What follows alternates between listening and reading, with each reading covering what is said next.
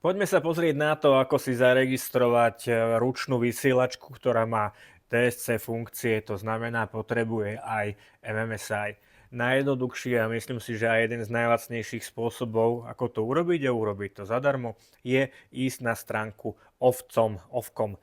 Je to britská stránka, licenčný portál Ofcomu nájdete najjednoduchšie tak, že do Google zadáte Ofcom medzera licensing portál, ale ja vám túto linku dám aj do popisu tohto videa. Dobre, čiže pokračujme ďalej a otvorte si stránku Ofcom.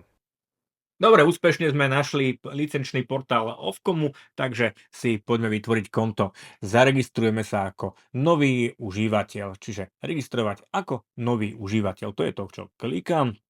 A hneď je potrebné vyplniť nejaké moje osobné údaje, to znamená, kto som, čo som, teda ako sa volám, aké je moje meno, priezvisko, e-mailová adresa, potvrdenie mailovej adresy, telefónne číslo a ešte je tam potrebná kontrolná otázka. A klikám na registráciu.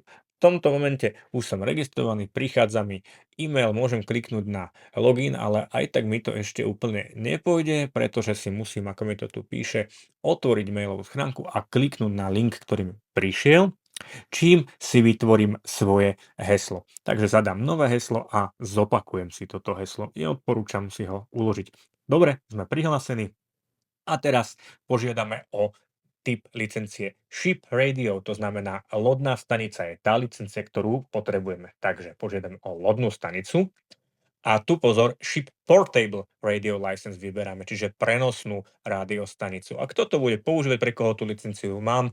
Pre mňa v mojom prípade, čiže údaje sedia na mňa. Klikám ďalej, skontrolujem si svoje údaje, ešte aj poštovú adresu a už tu máme pridanú žiadosť o VHF licenciu, ešte bez MMSI čísla. Dobre, klikáme na Next. Teraz sa ma pýta na emergency contact, to znamená na bezpečnostné, respektíve na údaje o človeku, ak by sa mi niečo stalo, koho kontaktovať. Potvrdíme terms and conditions, čiže všeobecné podmienky. Súhlasíme výborne a už je vygenerovaná moja licencia aj s MMSI číslom. V tomto prípade už môžeme zobrať do rúk svoju vysielačku, ktorú chcem registrovať, zapínam ju.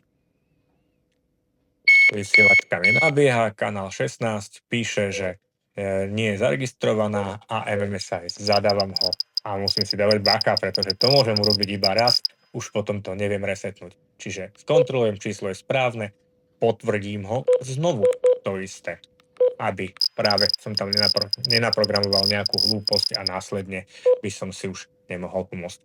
Bum, hotovo a vysielačkou zaregistrované, mám zadané aj MMSI, ktoré je viazané ku mne a môžem používať aj DSC funkcie tejto vysielačky. No, tak užívajte, takto jednoduché to je. Ahojte.